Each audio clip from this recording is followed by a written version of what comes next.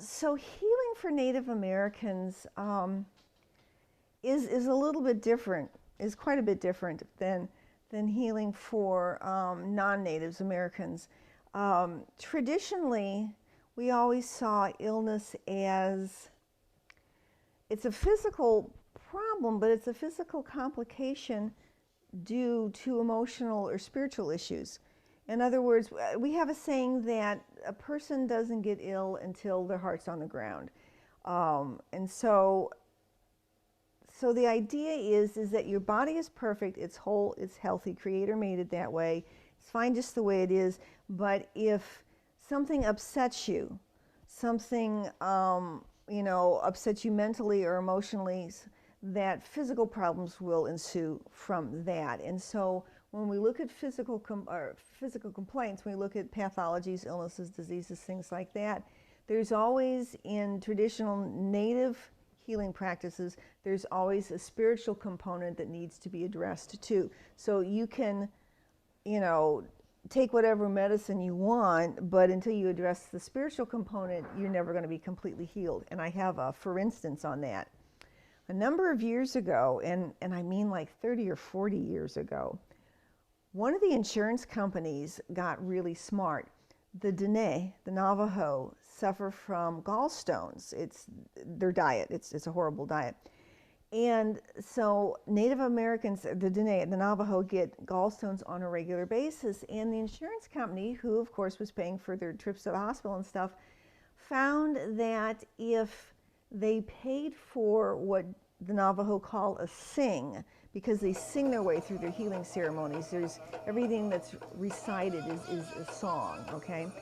So what they found is that if they would pay for the sing that goes along with the surgery for the gallbladder, if they did the spiritual support that went for the illness of the gallstones, the Navajo didn't get gallstones again. So what they found is that if the Dene got gallstones and they went to the hospital and just had the surgery, the gallstones came back. But if the Navajo went in and had the gallstones removed and they had the sing, the gallstones never came back. What we didn't find out is if a Navajo had gallstones and they just did the sing, did the gallstones go away and they didn't have to have the surgery? But of course the insurance company didn't keep information on that. But that'll give you an idea of how natives see illness. It's not just a physical thing, it's an emotional, psychological, spiritual thing that allows the illness in. Well, a long time ago, prior to contact, in the East, we used to have what was called peace villages. And these peace villages were actually like universities. It was a combination of sanctuary and local university. And there would be peace villages spread out through all the eastern seaboard. Actually, all of the eastern woodland states, areas, regions would have these. And the peace villages are where people went when they were really ill and they needed healing, because that's where all the wise people were.